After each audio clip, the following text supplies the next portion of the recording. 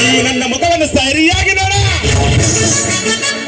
ಏ ಲೋಫರ್, ನಿನ್ನಂತವನ ಜೊತೆ ವಾದಿಸುವ ಸಮಯ ನನಗಿಲ್ಲ. ಸುಮ್ಮನೆ ದಾರಿ ಬಿಡು, ನಾನು ಕಾಲೇಜಿಗೆ ಹೋಗ್ಬೇಕು.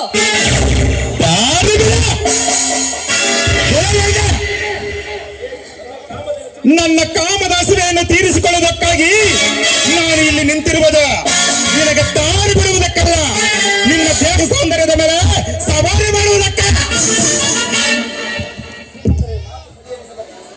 ಶ್ರೀಮಂತ್ರೆ, ಮಾತು ಮರ್ಯಾದೆಯಿಂದ ಬರಲಿ, ಇಲ್ಲವಾದ್ರೆ ಮುಂದೆ ಅದರ ಪರಿಣಾಮವನ್ನ ನೀನೇ ಅನುಭವಿಸಬೇಕಾಗುತ್ತದೆ.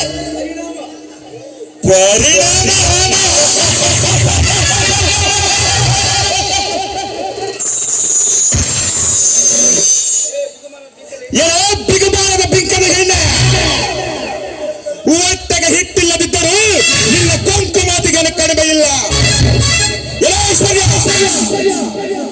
ನನ್ನ ಮಾತನ್ನು ಕೇಳಿದರೆ ನಿನ್ನ ಕಡಲಲ್ಲಿರುವ ಕಷ್ಟ ಸಂಸಾರವನ್ನು ಸುಖದ ಸುಪ್ಪತ್ತಿಗೆ ಮೇಲೆ ಬೆರೆಸುವೆ.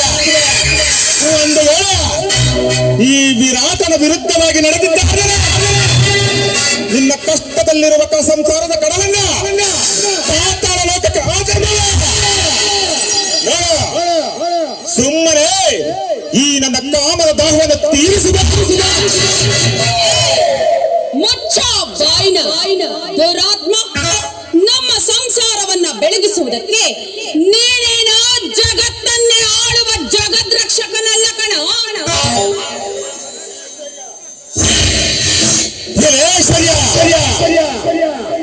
ಹಂತ ತಪ್ಪಿದ ನಾಲಿಗೆ ಅಂತ ಕೊಂಕಿನಿಂದ ಮಾತನಾಡಿದ್ದಾರೆ. ಸತ್ತಿಲ್ಲವಂತ ನಿನ್ನನ್ನು ನನ್ನ ಅಂತಸ್ತಿನ ಹೊರಮನೆಗೆ ಕರೆದುಕೊಂಡು ಹೋಗಿ ತೀರಿಸಿಕೊಳ್ಳಬೇಕಾಗುತ್ತದೆ.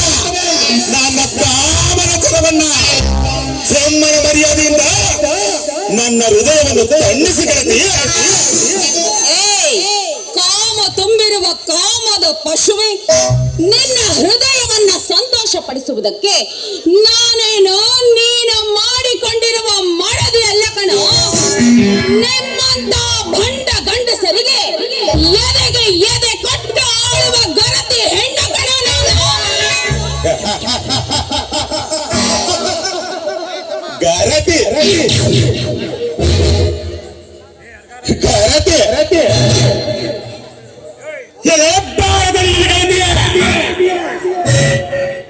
ಗಾರತಿಯ ಶಬ್ದದ ಅರ್ಥವನ್ನು ತಿಳಿದುಕೋ.